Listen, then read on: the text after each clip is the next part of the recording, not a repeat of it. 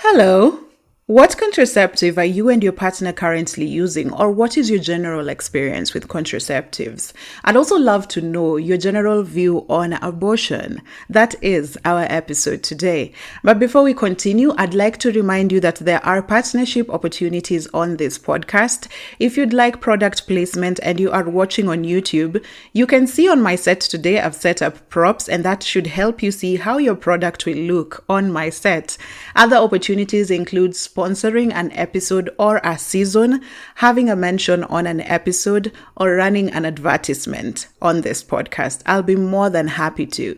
You are welcome to In All Honesty Podcast. My fabulous name is Oliver Rao, and I'll remind you, I asked, what is your general experience with contraceptives? And we'll get right into it. I'll have to wear my glasses because it's going to be a long one. Buckle up. It's one of those episodes again.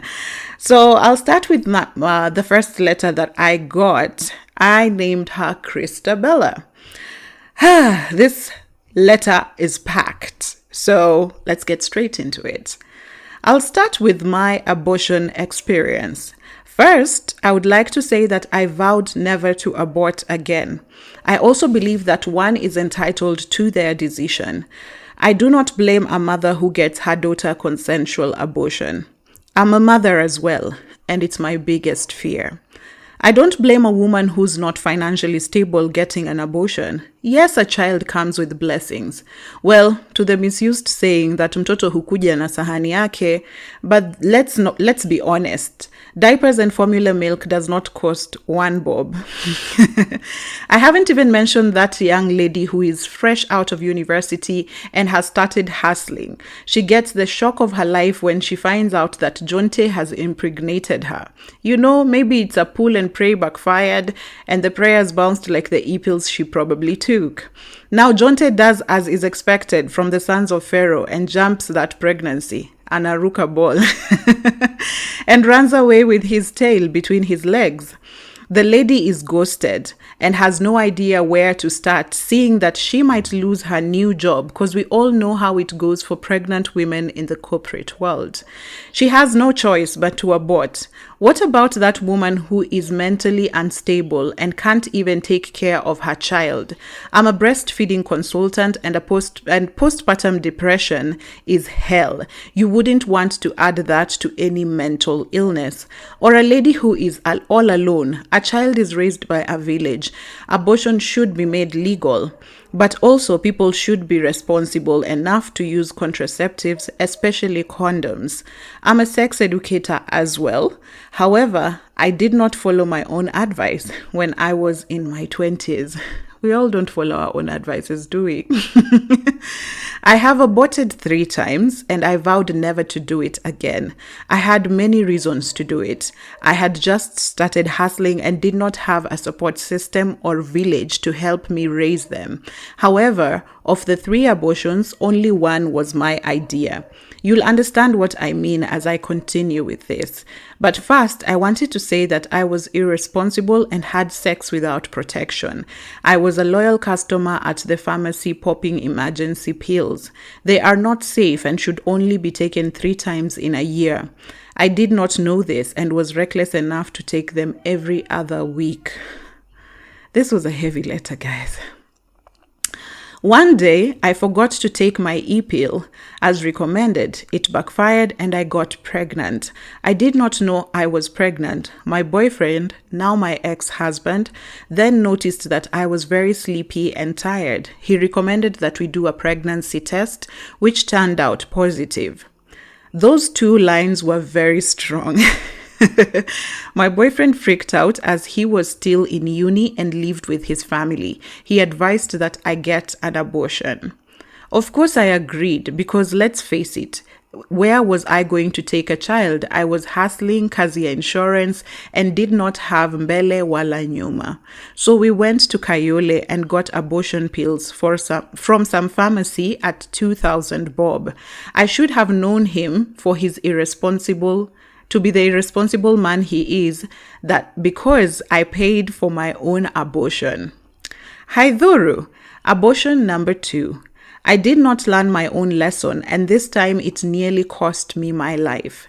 This time we were living together when I found out that I was pregnant. I remember my friend and I were cooked up in a public loo waiting for the most dreaded 2 lines. It took a bit longer this time, but they came and I knew that I wanted to keep it. I had a stable job and my mons was now living with me. We were going to be a family. Let me tell you something. A woman knows what she's going to do before she does a pregnancy test. So I told this man thinking that he'll be happy. But remember what happened last time. Clown face.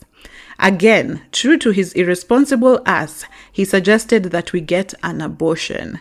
He was not ready to be a father. Aki, I'm laughing at myself, thinking how stupid I was, because just yesterday I called him to ask for school fees, thinking that he'll be any different. Yet he's always been like that. Hashtag single moms. Anyway, he talked to someone who talked to someone, and we found ourselves in Embakasi. So I thought that I was going to get pills like last time, but the person we met said that he will give us the pills at the clinic.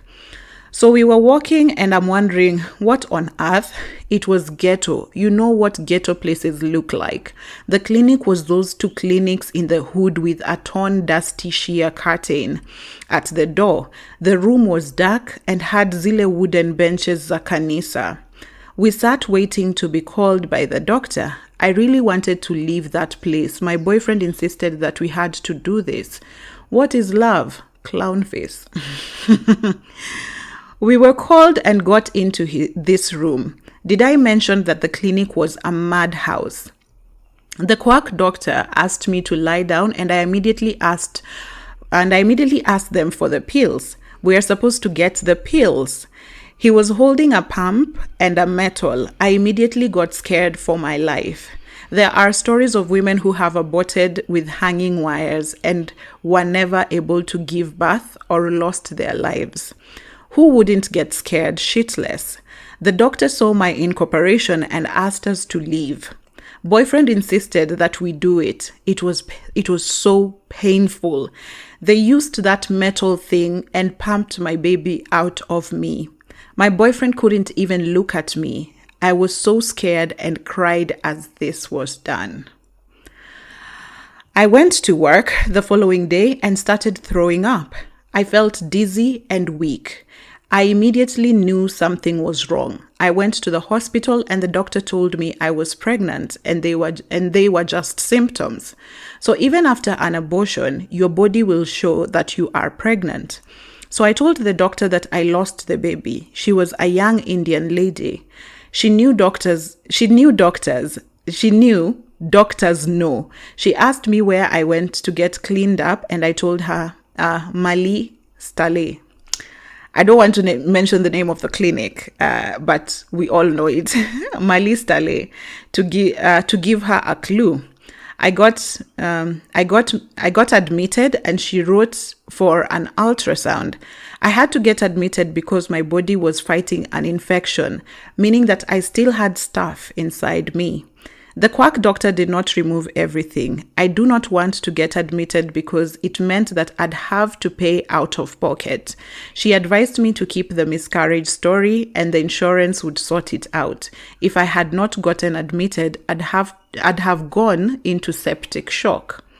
There are good people out there. She got me a nice gyna who almost had my head for risking my life. Who almost, I think, hit my head for risking my life.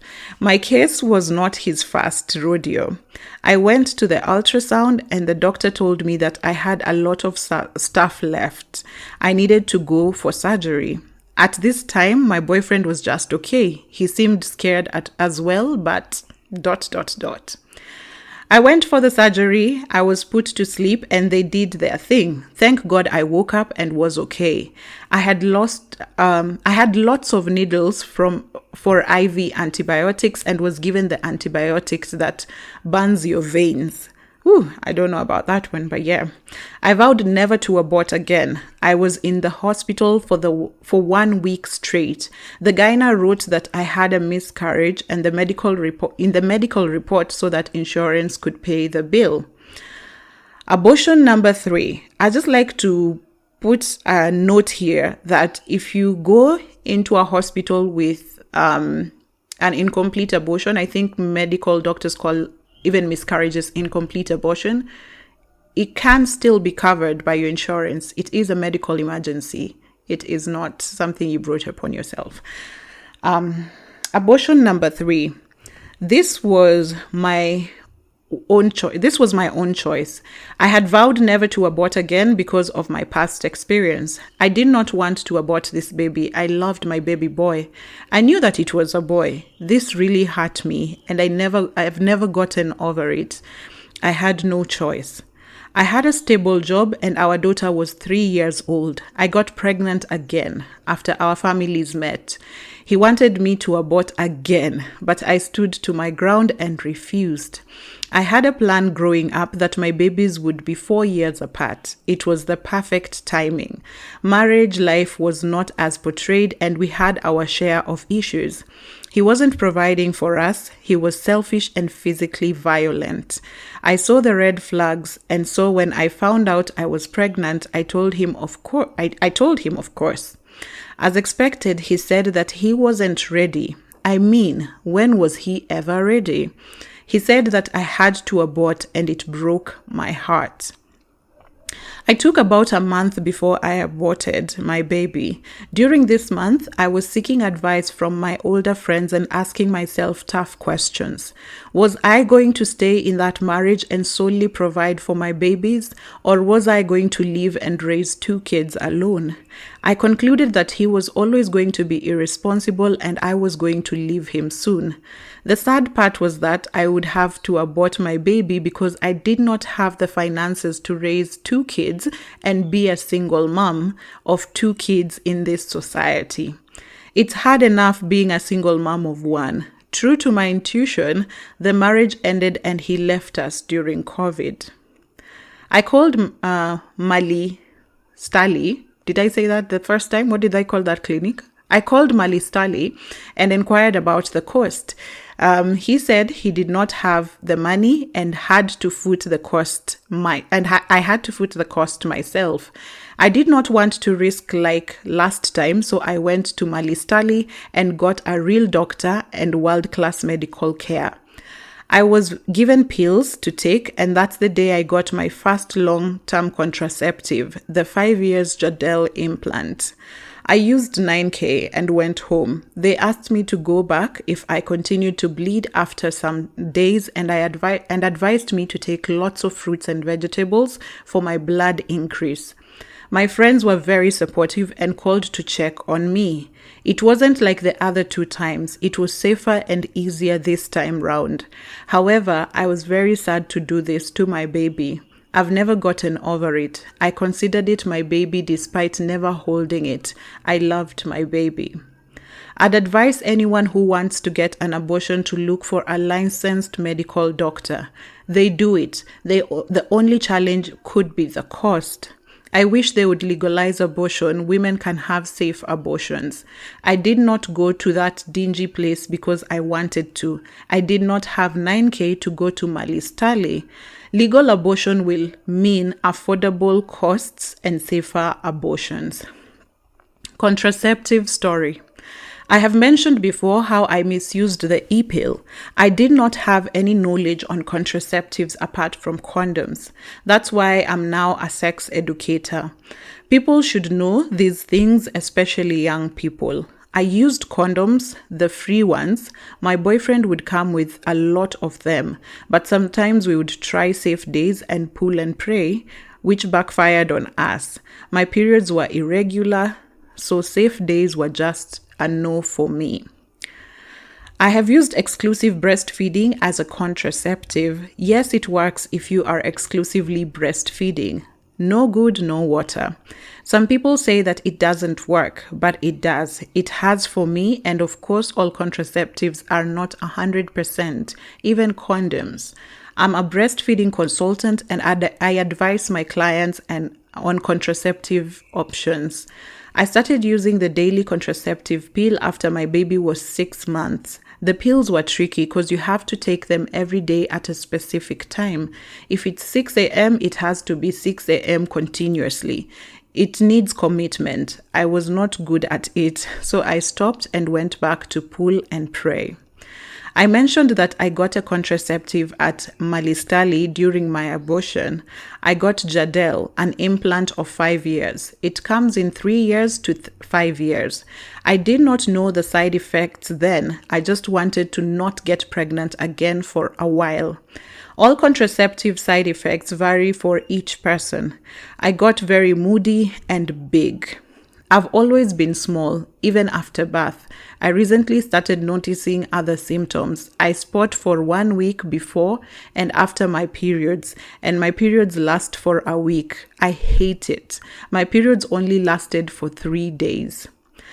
I have to use it because I don't want to find myself getting pregnant again for an irresponsible man, and I also never want to abort again. I don't want a repeat of my past. I hate condoms. I love it raw. So I want to remove this one and get an IUD. May I add that contraceptives do not prevent STIs. You need to do your routine doctor visits. I've made it clear that I'm only getting pregnant after Aurora show and a church wedding. He has to claim me first, setting standards high because I'm not ready to deal with nonsense again. My boyfriend is aware of my terms. I make this clear within the first week so that we don't waste each other's time. Ooh, Christabella. That's a lot. First of all, I want to send you love, hugs, wine, care packages for everything that you have gone through. I do believe it couldn't be easy. Definitely could not be easy. So I wanted to start with this story, one, because it was the longest. It's literally 3.5 pages on Word. And why I wanted to start with this story is because it's addressed multiple things that we are going to talk about in this episode throughout. And one thing, after reading this letter, I wanted to share my experience on working in a place where we were dealing with basically incomplete abortions. Incomplete pregnancies or miscarriages. So basically, the whole point was I was on my attachment, and I was attached to a particular organization that used to deal with reproductive health. So then my first project, when I started working there, I was assigned to this post-abortion care training, and I was supposed to do the rounds with the doctors and just see what's happening. So then I started doing the rounds with the doctors in that particular ward. And I have so much respect for journalists, especially journalists who cover very sensitive topics, because my heart was wrenched every single day. I had to go in and cover those stories. And I swear there's only 2 people that I dealt with in that ward that were above the age of 20. Like, I think a 22-year-old, and there was a 24-year-old. And then everyone else, every other girl that came in was underage. And why I started to champion for legalization of abortion is because abortion is happening whether we like it or not. And it's happening in the most crude ways. So I will just, some of these experiences are going to be so graphic. So I'm going to give you a warning right now. You can skip over to, I'll tell you what minute in the comments or in the description. You can skip over if you don't want the graphic description. So some of the stories that I got from the girls, there is this girl, as Christabella has mentioned, that she has had that there are girls who use a hanging line. No, not a hanging line, the hanger, the wire hanger to abort. So you're wondering how that happens.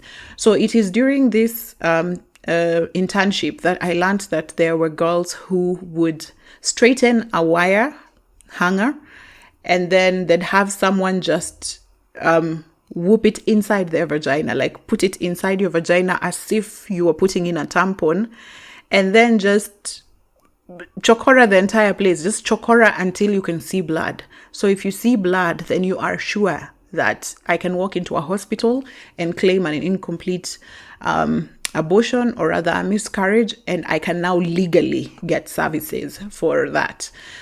The other story that I remember was a girl who said, and this was like, I think her 4th time, and she was like 18. Yeah. The girl with the hanger actually was 16. Yeah. So this girl who was 18 said, this is the 4th time, and every time they do it the same way. What was even more disturbing is that their boyfriends were older people. They'd say their boyfriends were 24, 25, 30. So yeah, this girl, every time she found out she's pregnant, she would lie on the floor and her boyfriend would kick her tummy with so much gusto, like just kick and kick and kick and step on until blood came out of her vagina. So then she knew the baby is not there anymore. So then she can walk into a hospital and claim a miscarriage. There were so many. We had a girl who had mixed bleach and what is it called? This whatever you use to wash, powder soap. I don't know where she had that, but apparently she drank bleach and powder soap in the hopes that it would flush out the baby. I have had horrific experience during that period. There were very horrific experiences that I learned. And I remember I could not share this with anyone because I also come from a very Christian conservative home. So I'll just go home and I'd process this by myself. And I'm just like, I can't even tell these people that it should be okay for them to get like an abortion in the correct way. Like, how do I even start speaking about this? So I'm glad that now I'm old enough, I'm confident enough, and I can speak about abortion very openly. And I'm sorry that this episode turned into an abortion episode, but that letter was such a trigger. And when I asked your general views on abortion, I didn't expect people to share their experiences. And so for that reason, I feel like this is the time I'll just even open up myself and share about everything I have experienced with abortion. So we'll continue with some of the responses that we got, but basically that's what I got to learn about abortion. So then when I saw that, when I was working in this project, that project was excruciating. Every single day I was waking up, I was just like, I hope no new girl comes in. But even as I was hoping a new girl does not come in, I knew that if a new girl doesn't come in, it means that new girl died somewhere, either in a backstreet clinic or died trying to get rid of that baby back at home. I don't care what the reasons are for abortion. The fact that you're losing your life to it, or rather you're damaging yourself in ways that cannot be fixed. I don't know what reason it is, but I really don't need to hear the reason to know that you yourself deserve humanity. And so after that, I started reading on now legal abortion in families in countries where abortion is legal. And if I was to do it at a practitioner who is qualified, how does the abortion process go? So it is then that I learned that the abortion process is a fully complete process. It's very beautiful if it's actually professional. So the first stage of abortion is to have a pre-abortion counseling. That is, you go in, you tell your doctor, I have this child, just the same way you'd go in and say you're pregnant, and then you're taken through some counseling clinics. Mothers, you go to clinics, right? And you're told things about your pregnancy, right? It's the same thing with abortion. You go into the clinic, you're told, so this could be the risks if you're aborting, They laid out all for you, how far along you are, what processes will be needed for you to abort, who is a family that can come in and help you through the process, family or a friend, someone to hold your hand. So you go through what I could call some sort of therapy, just when you found out you're pregnant and you probably do not want to keep it. At this stage, there are people who actually change their minds. There are people who are like, okay, I think I'll keep it. And there are people who at this stage are adamant and just like, no, not right now. So then you move to the next stage, which is the actual abortion. So there's the medical abortion and there's the surgical abortion. Medical abortion is the one that you've had Christabella talk about, where you get pills, right? So the pills are supposed to basically, detach the placenta. Is it the placenta? I'm trying to remember that. Yeah, detach the placenta from your uterine wall where it is embedded. So then it should do that and flush out the cells that are already growing. And that can only happen, I don't know how many weeks. Is it at 12 weeks? That can only happen up to 12 weeks, I think. Okay, I'll research. But if you know, I'll also... Anyway, some of these things that I'm missing, I'll put them in the description if I remember. But that can only happen up to 12 weeks. If it's past 12 weeks, or if you'd like the surgical option, then you go in, and that one you'll have to rest. I think you might spend a day in the hospital. But for the medical abortion, you can go home and do it from home, or rather, if you want to spend at the hospital, also it's all up to you. But basically, you'll go through that process. The doctors will also recommend, say, antibiotics and food and whatever you need to eat and drink during that period, so that your body is reclaiming its nutrients and what you have lost. As you have had, Christabella was told to eat certain fruits and vegetables so that she can regain her blood. And also you'll get antibiotics to clear up your system. Generally, when your body has been infected with something, even cells growing in your body are considered foreign. Your body considers it foreign. So you will take antibiotics so that you don't have any infections, and the doctors will keep you watch. So then you come back for check-ins, you come back for a new pregnancy test, you come back for... During this period, they advise that you have someone with you who can help you through this process. Just hold your hand. It might not be an engraving process, but it's easier to have someone with you. And then after that, we have the post-abortion care, which comes with now the antibiotics and also some counseling. So counseling is post-abortion care includes counseling and having a contraceptive. So then the doctor will look at it and see what contraceptives can we recommend for you so that you don't fall pregnant again. And what people don't understand is that you are extremely fertile after an abortion. Don't you even dare look at a dick wrong when you're just from an abortion. You're going to get pregnant. So these are all things that I learned while still on that project, and I'm very, very grateful because it gave me so much insight into reproductive systems. It opened my mind so much to what abortion is all about. And thank you, Christabella, for sharing. And on contraceptives, it seems like you have a contraceptive right now that was also recommended by Malistali.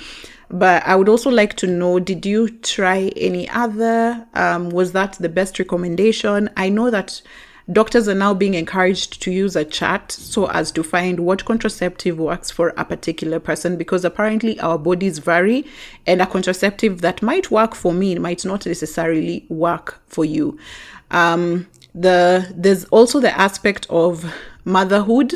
It's clear that Christabella wants to be a mother, but she has suffered a history of marital abuse, and therefore right now she's just being a little careful. And why she doesn't want any other children is just because she wants to have a man who will be available, someone who will be there, someone who will promise stability and care for her and her child. And that's all she's right now not negotiating.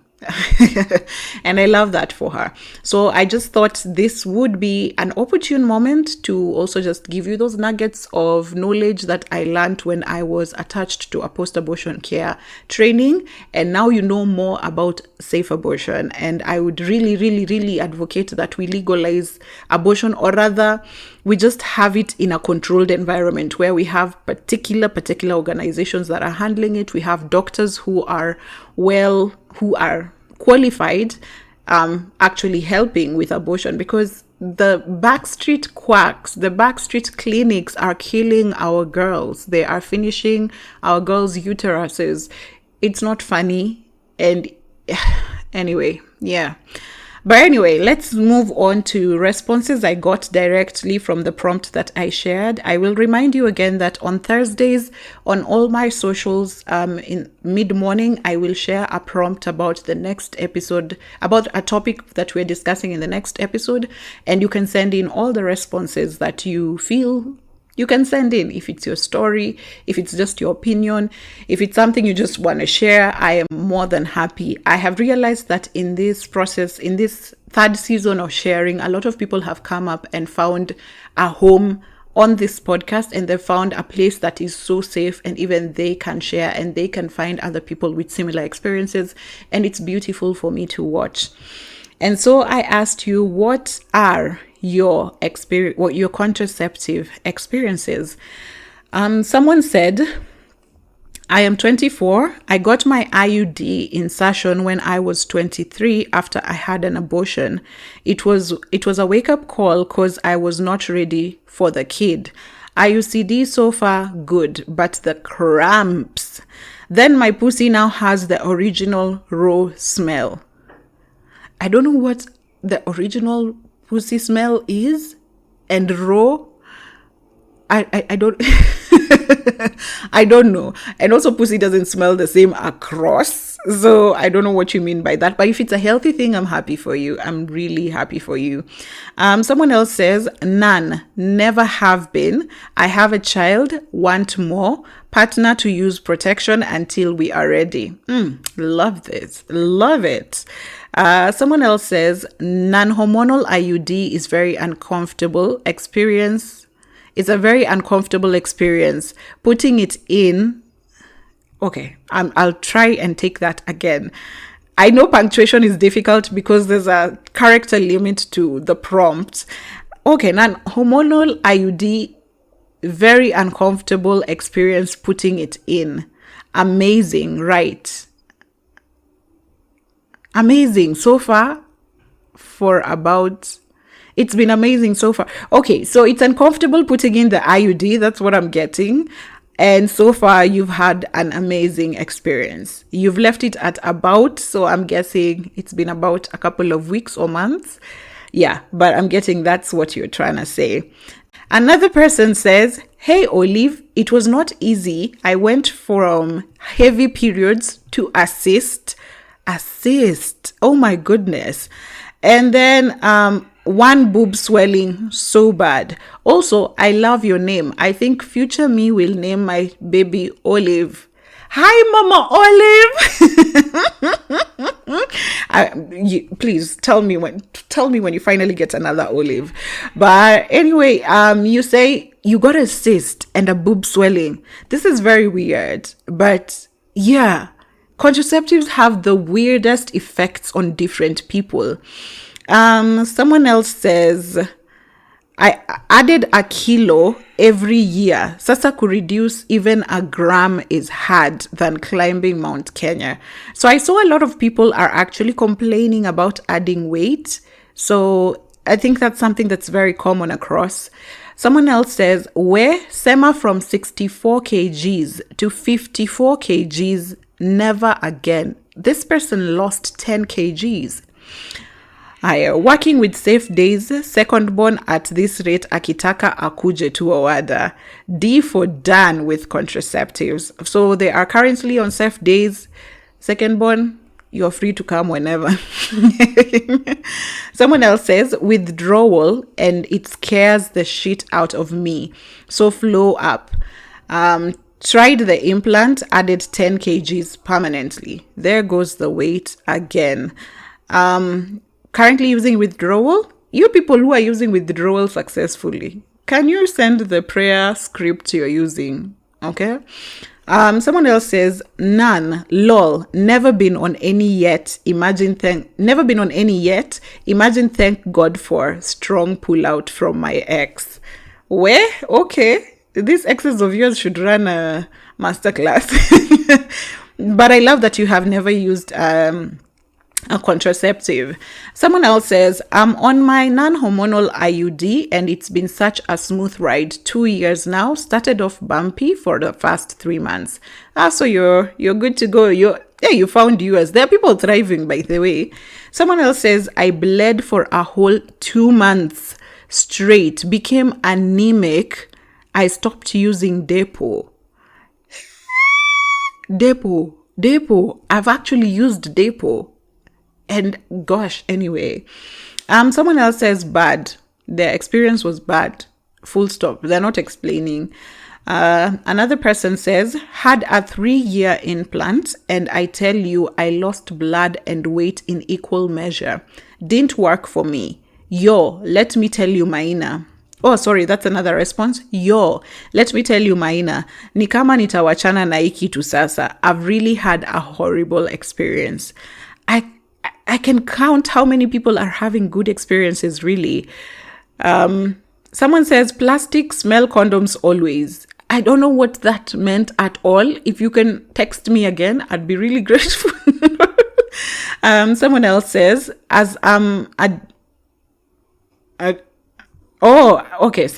someone else says, as a medic, advise people to stop using contraceptives. I'll tell you for free, 70 to 90% of medics don't use, especially hormonal. Do a poll.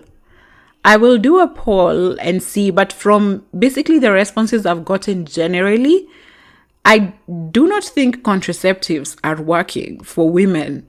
I don't know why we're just all on this bandwagon for using it, but anyway.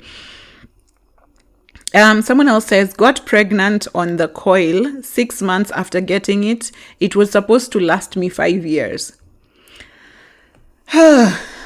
Guys, you will, damned if you do, damned if you don't. You get a contraceptive and you still get pregnant. Hey. Me, I asked, how come you guys are not screaming? How come you've not even organized a get-together where you just go to a field somewhere and scream? Because what? Anyway, let me continue with some of the responses that I got that were a bit longer in my DMs. Someone tells me, let me type more. So I started with the e-pill, got to find out it's not good, can really damage your body if used a lot. E-pill is the emergency pill, right? Okay. Switched to patch. It made me feel so uncomfortable. My digestion was compromised. I ate food, then have diarrhea. My face has so many rashes. Nikaachana nayo. Went to every morning. Okay. I guess you went and got morning pills, the microgynon ones, right? Went to every morning pills, or every morning you take the pills. Okay, I've gotten it. Went to every morning pills, the microgynon ones. They aren't as bad. I still have skin breakouts, but they aren't like the patch ones. My periods barely come, and if they do, they come in so little. That's my experience. Okay, so you've tried a couple until you've settled for one that doesn't have the worst side effects, but there's still some side effects. And I'm happy you found one that isn't as bad. I didn't even know about the patch one. I just learned about it right now. Someone else says, never used any contraception. Been sexually active for the last 6 years. 2 partners and I didn't use any. I mean, not even condoms. Today I just found out I have PCOS from my gyna. Tough. But at least now I have an answer as to why I have not conceived in all these years. Nothing against abortion. I'm always going to be pro-choice. I mean, it's 2023. Come on. I'm sorry about your PCOS diagnosis. What a way to find out why you haven't been pregnant all this while. Sending hugs, please. Someone else says, on the non-hormonal IUD, almost 3 years now. Smooth ride so far, apart from the cramps in the first 3 months and heavier than usual flow, but I'm enjoying it. Compared to the arm implant, where had it for a year in 2017. No periods, spotting throughout, low libido, weight gain, moods, worst experience. Someone else says, I tried 3 years Implanon, bled for 2 months, non-stop. Okay. Bled for 2 months, non-stop. Headaches, low libido, actually no libido at all. Was depressed. Any small thing, I would cry like a child, yet I'm not the emotional type. Insomnia, constipation. I didn't need any other conviction that it wasn't built for my body. I did away with it. I'm thinking of trying IUD, but I've had you smell like metal down there. You smell like metal down there, meaning no getting head. Now I don't know what to do. People who have IUD, does it smell like metal? And if it does, why is he gonna pretend that he doesn't eat metal? Please. So I hope you find clarity. I hope you find something that works for you. Someone else says, I did not have a full hysterectomy, so my ovaries are still with me. I had a bit of acne at the beginning because of hormonal imbalance, but that's sorted now. So other than the emotional roller coaster, or did I do the right thing? Other than the emotional roller coaster of did I do the right thing that plagues any adult, I am perfectly okay. This country does not support nor advocate for women to get hysterectomies or tubal ligation. The doctors ask stupid things such as, what about your husband? And one outright refused to even consider us, citing, you will change your mind. So this is someone who I had talked to earlier, and they had said that they got a hysterectomy. I think this is one person who sent in their story from last episode. Last episode, we were talking about childbearing. So they're child-free and they've had an hysterectomy. So when I kept on following up, and this is the update basically. So they've had a hysterectomy, but there's a lot of policing around hysterectomy and tubal ligation in Africa generally. I don't know about the rest of the world, but as you've had, there are doctors who will not do it for you. They'll say you change your mind, and there are doctors who will ask you, go get the consent of your husband or something of the sort. But hers was not a full-on hysterectomy. Hysterectomy, they remove your entire reproductive system. For her, she says she still has her ovaries. I asked whether she still has her periods, and I don't know if she does. She hasn't responded yet. Another one I got a little longer. It says, I was this skinny babe until I started using contraceptives. My first option was the daily pills. I conceived my firstborn while using them. Why are you laughing? This is not funny. I therefore decided to try something different after my daughter was born. I went for the 3 years implant. My weight started climbing steadily, and so did my periods. I moved from 3 days of flow to 5 days of heavy flow. It worked though, because my second child was by choice. In 2021, I searched for the 3 years implant in vain. It was out of stock, so I decided to try 5 years Jadel. Lo and behold, my periods moved from 5 days to 10 days with a heavy flow that left me dizzy every month. After only a year of using it, my weight was way too much, and it contributed to an excruciating back pain. I had to discontinue. I am now on the 3-month injection, and now I don't see my periods altogether, but my weight is still soaring. Wait, guys, wait. Everyone's adding weight. And what is with now bleeding for long? I've had someone bleeding right here. I've read someone bleeding 2 months. Continue. I wake up every day and I have to wear a pad. Oh my goodness. And now your period has moved from 3 days to 5 days and now to 10 days. But anyway, right now you don't have your period. Oh my goodness. Oh. Okay. Another person says, Dear Olive, why do I feel that you are the elder sister from another mother that I have always looked for to have such intimate conversations? I love it. It warms my heart that we can have these conversations finally. If you needed a sister, if you needed a friend, if you needed a confidant, here we are. And you say, anyway, Anyway, on the topic of contraceptive experience, I've never used any. My sexual life has not allowed me to do so. Coming from a place where I got pregnant the very first time my ex broke my virginity, to long spells of dry spell, then when I'm just settling in a stable relationship, my man gets a job outside Nairobi. Ama labda I was meant to be a nun, lakini mimi na kiherehere yangu I rushed life. So God is teaching me a lesson. That said and done, I fear contraceptives based on what I see my friends go through: the irregular periods, lack of sex drive, and face breakouts. Peace. So you have never used contraceptives because the first time you had sex, you got pregnant. You have had long dry spells, and now that you have someone and you were to settle, they moved out of town. They got a job outside town. Woo, maybe, who knows? Maybe God is protecting you from something.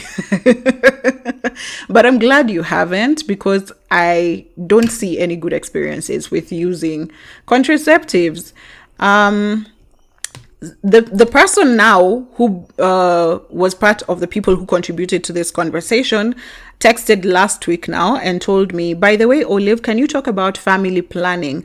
I'm a big follower, and after these discussions of babies, it got me thinking.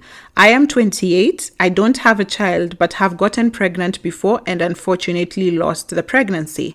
After all, I'm in a space where my head is not decided. And since I am sexually active, I need to know.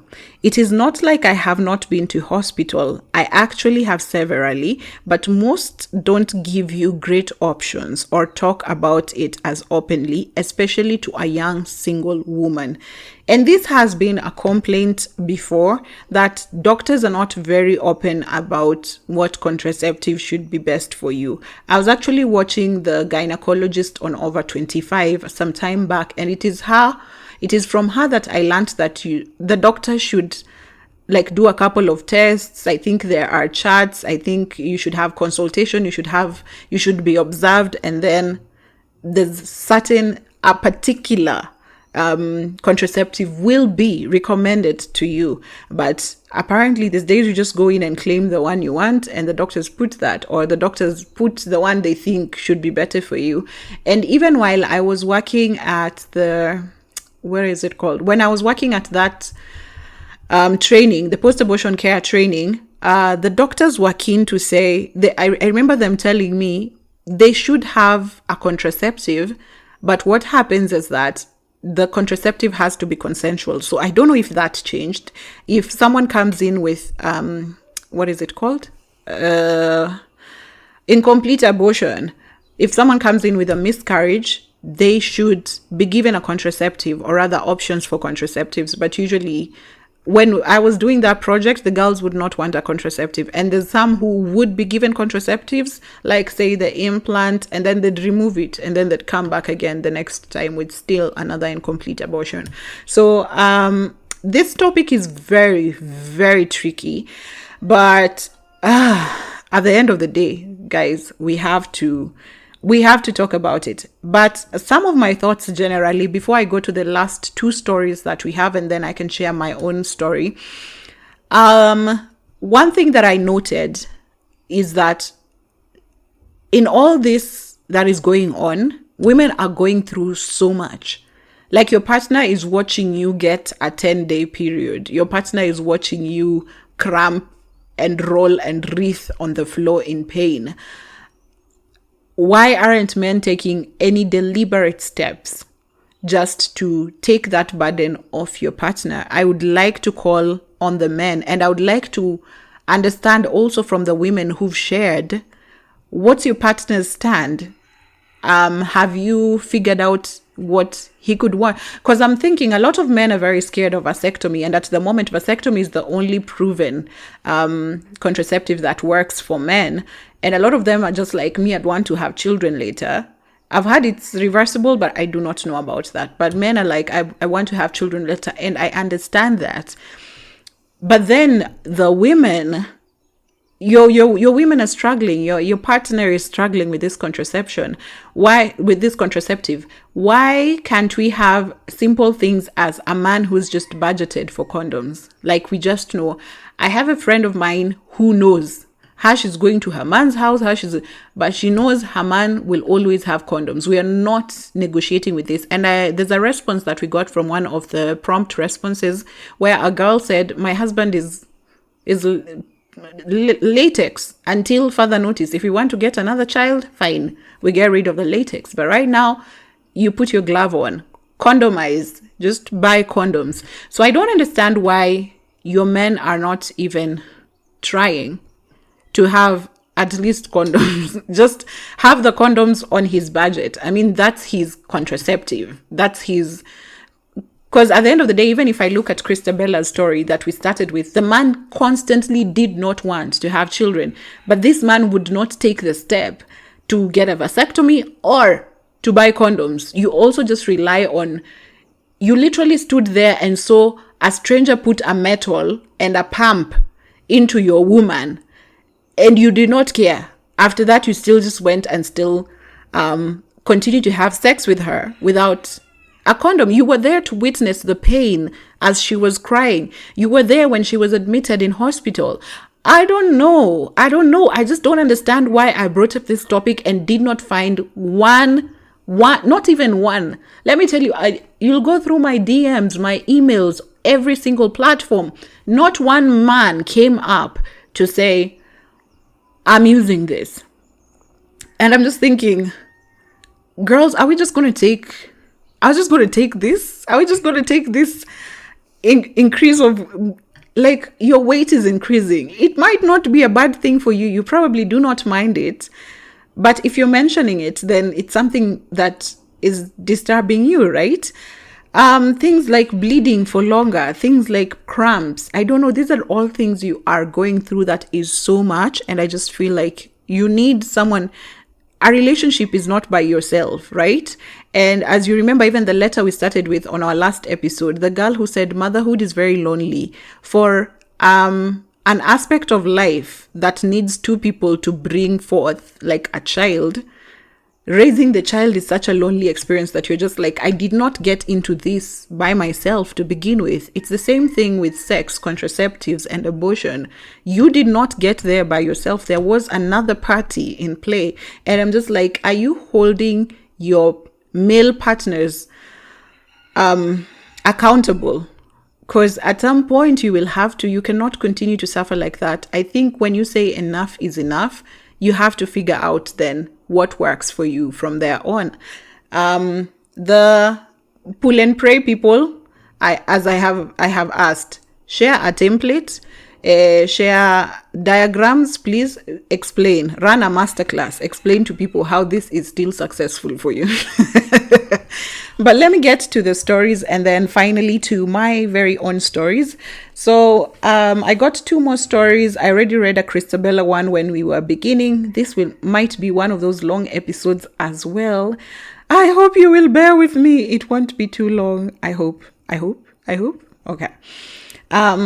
So stories. I named this person Jacqueline. So let me get straight into it. Hi, if you include this in your podcast, please use the name Kiki. Okay.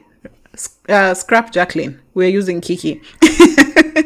I'm Catholic and work for the Catholic Church, and so this is a topic I constantly fight for. People often think that providing contraceptives, especially to teenagers or young adults, is encouraging them to have sex. I think we have to face the fact that people are boning, and I would rather have boys and girls educated on contraceptives so that they use them effectively than for them to believe the pull-out method will work or putting just the tip won't get you pregnant. Guys, do you remember those crazy myths we used to have growing up that, I don't know, if you have sex standing up, you won't get pregnant? Gosh, what were those? Anyway, when I was younger, 2025, I relied heavily on morning after pills. I did not know. No one had told me that they are not a contraceptive, but rather a solution to an oopsie moment. Then I tried the pill. Then when I was 27, I got an implant and it disturbed my whole system. If I got my period, I would bleed for 7 weeks. Not heavy flow, but enough to need a panty liner or slim pad daily. So I eventually got it removed. Now I just avoid men. Lol. Very wise. In the case of abortions, I am not for abortions. However, I understand that no woman has an abortion and thinks of having an abortion as a light issue. To even get to that decision, a lot of things would have pushed you there. I push for educating children and women about contraceptives, so we never have to have anyone making the decision or being pushed into this decision. I also think, in as much as America is against it, providing psychological therapy to women who do want to have an abortion is important. Not because I hope to have them change their minds, but to fully prepare them emotionally and perhaps spiritually for what they are about to do. It is hard for me as a Christian to think there is ever a good reason to take a life, but I also struggle with the thought of bringing a child into an environment that does not serve its parent's life. You get what I am saying? Yes, I do. If a child is brought into the world, but it results in the mother or father being forced into a marriage they did not want to be in, and therefore that parent loses themselves, or worse, leaves or kills themselves, have we really done well? I don't know, Sha. It's complicated and I ramble a lot, but I do hope this makes sense. P.S. I'm Zimbabwean and would really appreciate subtitles to your Insta videos because they do make me chuckle. I will add subtitles, but I think I speak in English mostly, so that's why I don't add subtitles, but I will. Maybe sometimes you miss a few things because of my Kenyanese accent. I will add subtitles. But then this brings up, again, pointers that we have discussed before. I've talked about pre-abortion care, which includes going through some therapy, some counseling, just so you know what you are preparing for. And most of the times when you're going through that, you're going to be told the process of which you're going to go through, but also it prepares you psychologically, because we live in a world that is heavily guarded by, say, things like religion, there's stigma, there's traditions that we've had as Africans. So those are the things that counseling should help you deal with, because a lot of times when after someone has gone through an abortion, you'll find that they struggle with guilt, and not so much guilt about what they have done. It's guilt about how they have disgraced the society. And that's not usually an angle that even makes sense to begin with. In terms of contraceptives, I did not know that the Catholic Church does not allow for contraceptives until very recently. I had no information about that. So I am quite surprised that in 2023, this is something that we still have to fight about. These kids are having sex, whether we like it or not. So whether you want backstreet abortions to be on the rise, please let us know. If you want children without stable families to be on the rise, please let us know. And for people who say it encourages sex, can't we at least take care of one thing at a time? Let's say right now I'm having sex without protection. At least let me be rest assured that I will get an STI, but at least I won't bring a child to the world. Can you imagine getting an STI plus bringing a child to the world? What is worse? I mean, at this point, you have to choose a lesser evil. And for contraceptives, I hope we all continue championing for contraceptives. And for people who are older, I hope we also continue championing for contraceptives that are male inclusive, so that women are not always the ones taking the blows. It's a lot. But anyway, Catholic Church, please dial up. There's things you're doing worse in that church more than contraceptives, please. You can't pick and choose when the Bible works for you. My last story that I got, I named this girl Sifrosa. Yeah, I remembered House Helps of Kawangware. So Sifrosa says, "Hey girl, hey you too. Akina kuwaga na tea, lakini typing stories is where I draw the line. I was a virgin till I turned 19. So a second year student pale Chepkoilel campus, I had a boyfriend who we proceeded to date for 8 years. Story for another day. So we were sexing here and there without protection. I knew I needed to protect myself. But we were living together. As students, condoms are expensive. Chepkoilel, isn't it a public university? You should have had free condoms. If you didn't, please raise alarm. What are they called? Parastatals should have free condoms from the government.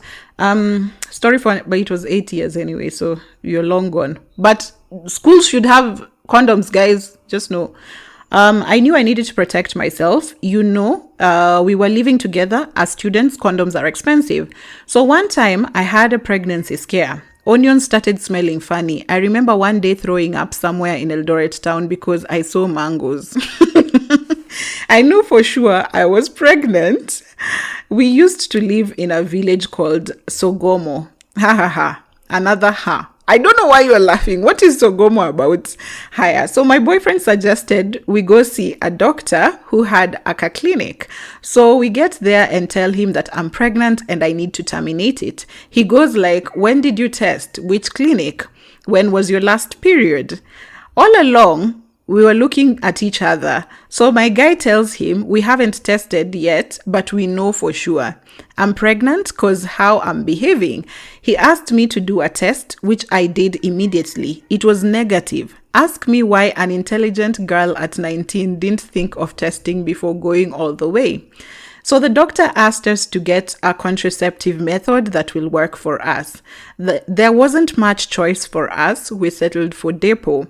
This is exactly 14 years ago. So every 3 months from 2009 to 2012, I was on Depo. I didn't think much about it. At this point, we'd already cleared school. At this point, we weren't living together but could see each other regularly.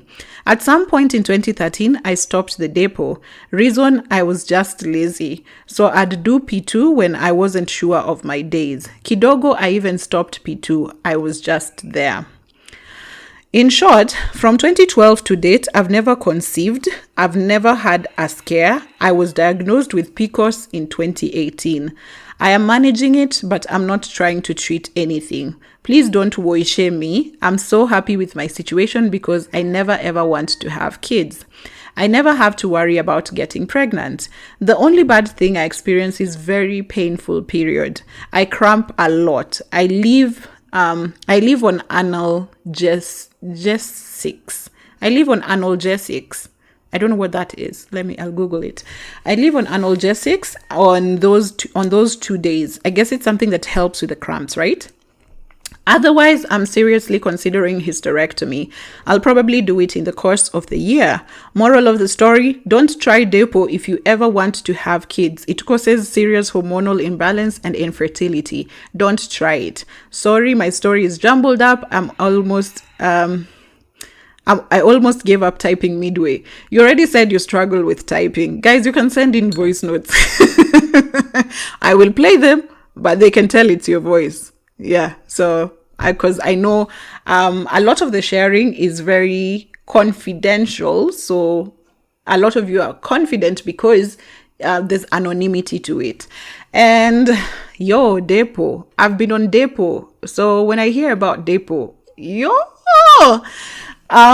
but anyway, you say you were diagnosed with PCOS. I am sorry about that. I actually had a friend who was diagnosed with PCOS. Was it last year or the year before that? And when I was just reading on it, I learned that is it 4 in every 5 women has PCOS? Something of the sort. It's a high number. It's a very high number, which makes me think someone who has PCOS. If you're in a house, 2 girls, probably 1 of you has. If there's 4 of you, probably 3 of you have.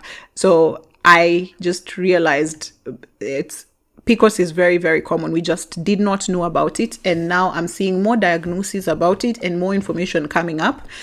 And I am just happy to know that people know. I like that you're enthusiastic about your situation. I like that you like being a happy person, Sifrosa, and you don't like any woishe stories. So thank you so much for sharing. It has been a beautiful, beautiful episode. I'd like to remind you, please, if you'd like, some of the people have shared their experiences right on the comments. So I'll pin the post on my TikTok and on my, can I pin on Facebook? But Facebook didn't have any comments. I'll pin it on TikTok and Instagram, so you can go to the comments and read what other people's experiences were, and you can just understand. Otherwise, basically, that is the story. Now, on to my story for Depo, because Sifrosa, I finished with Sifrosa because of her Depo story. I've had Depo twice. There's a time, guys, it's a long story, but here's the thing. When I start dating, I don't see anniversaries, so I don't see a relationship lasting too long. Okay, so I don't expect. So I haven't even had this. Even when I'm saying Depo, I've probably had it once or maybe twice at different times, like at different timelines. So there's this time I was on Depo, and it was just fine. Nothing changed at all. But the second time I tried Depo, which was a couple of years later, I gained weight. I think I gained weight, and then I was spotting, and that's about it. I never had a real period, but I was just spotting throughout. What I hated about it, because I didn't even like wearing panties, is now I had to have a panty liner all the time because I was just spotting, and it's irregular. You don't know when you're going to spot. You don't know how long you're going to spot. You're going to spot for probably 2 weeks, 3 weeks. It was crazy. So I got off Depo, and it was just crazy. But anyway, contraceptives. We had people on the comments who are also saying they are on celibacy. And I'd like to tell you that celibacy and abstinence is 100%. Condoms are really, really good. Any condom brand that is listening to me, please, there are two that that are very, very good condoms I could recommend. I love them. Those condoms are really, really good. Can we also invest in them? But condoms, really good condoms are very, very expensive. Like one I'm talking about goes for 700 bob as a pack. Yeah. Considering probably you want to have sex every, I don't know, how many are in a pack? 3 maybe? So that's probably sex for just one weekend for me, who's a demisexual, an asexual. For you who's a hypersexual, I don't know, probably that's just 3 rounds in the same 20 minutes or something. So I don't know. Condoms, I think I would highly recommend condoms. Highly. You don't know how highly I'm recommending condoms, because I have read your stories here and I am not impressed. And I do not like that. I do not see men in the picture, yet they are equal participants in all these things that you are going through. And apart from that, I'd also like to take you through my abortion story. I have had an abortion more than once, and the first time, for me, I don't want to have kids, so it wasn't even a debate, but I did not realize how sure I was until that was happening in that moment. So at that time, I was relatively young, and so my body just felt odd. So me, I'm the kind of person who has my periods for 3 days. I don't have any PMS. And I'm a very athletic person. So if my body feels off, I know something is off. So I think that time I just felt a little off. And then I started now calculating, okay, when was my last period?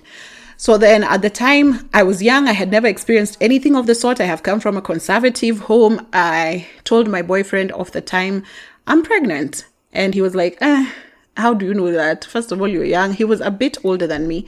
First of all, you're young. You don't know things. Me, I'm just thinking, I think I'm pregnant. So then me and, what is her name?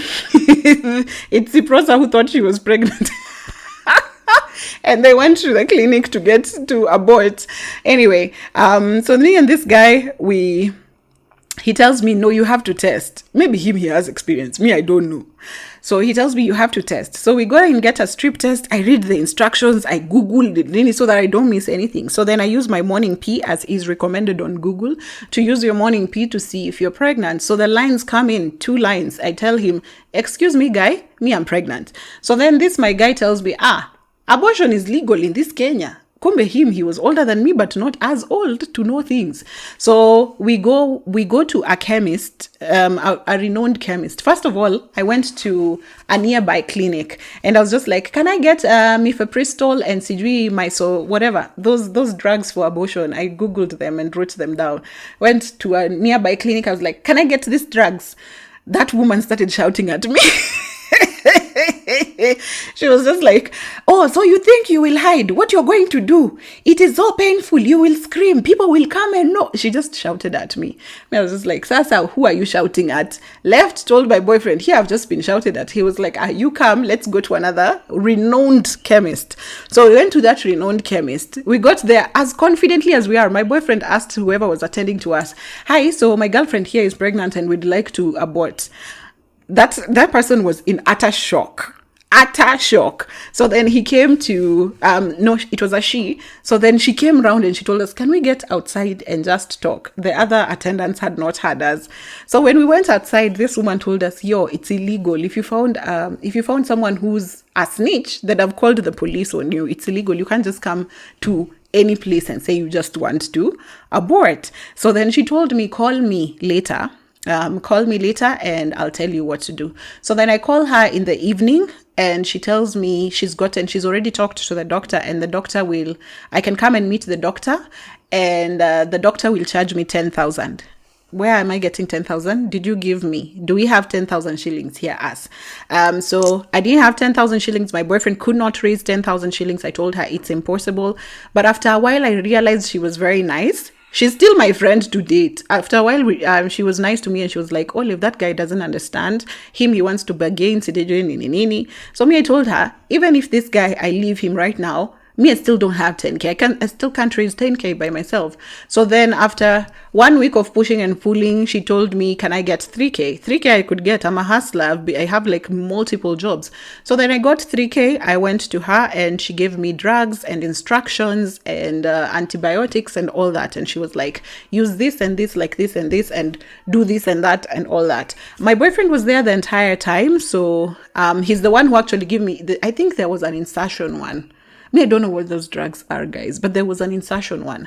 So the insertion one, he's the one who actually put it in, and he was just there. He made sure he's made me porridge, nini. He was just there all around, and it was a success. And me, I went back to my life.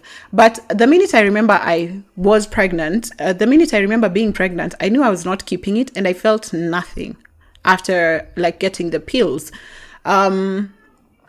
The girl who gave me the pills actually ran another test. People in pharmaceuticals. Hey, that is when I knew about people in pharmaceuticals, But I think at the time also, having worked in the project, in the post-abortion care project, I don't think abortion scared me. So the minute I thought about it, I was just like, okay, I'm going to go through with this. I'm not planning to have a child, not now at least, but it's only later that I realized I am not willing to have a child. So it was a bit destabilizing. I remember feeling guilty, maybe sometimes, it's just things you can't talk about, but you had to do what you gotta do. And I have never told anyone about this. So my family, if you get to watch, ta-da! And the second time it happened, I was a bit older. I was very confident in who I was. I think I knew things. I had navigated this life alone. I had survived this Nairobi by myself. So the second time it happened, I didn't even blink. I remember waking up. You know how when you're pregnant, at night, you can wake up at night with an epiphany and you're just like, wait, I smelled that balloon from 2 kilometers away. Could I be pregnant? So I woke up in the morning, went and mine, the second time I actually remember I didn't feel guilt. What I felt was, you were careless. I kept beating myself up for being careless because one, it was a broken condom and then a backfired e-pill. So I was just like, I took all the measures. How the fuck am I here? So it was a lot of self-blame, but I don't remember feeling guilty. And so I woke up the next day, went for tests, took strip tests, came back with them home, tested positive. Okay, cool. I guess tomorrow we wake up and head to the clinic. So then I went to Malistali. It's nice to have money, guys, because I I just had, yo. And at the time, I was very brazen. I was gangster. So I hadn't even told the guy that I was seeing at the time. So me, I just went for drugs. It's a normal day. I'm a very gangster girlfriend. I don't check up on my boyfriend all the time. My boyfriend doesn't check up on me all the time. So he doesn't know what's happening during the day. Went to the clinic, came back with drugs and all instructions, and went through with the process. So then, when the cramping began, it was around 5 p.m. When the cramping began, my boyfriend at the time now called me, and he's just like, what's happening? Why are you moaning? And I was just like, I'm currently getting cramps. And he's like, you never get cramps. Why are you cramping? And I'm like, oh yeah, I went to the clinic earlier, so I got abortion drugs. That's what I'm doing right now. He was in utter shock. But yeah, he ran and came to my home, and he was just like, how the fuck do you do this by yourself? And I'm just like, I don't know. I've been by myself all this while. So yeah.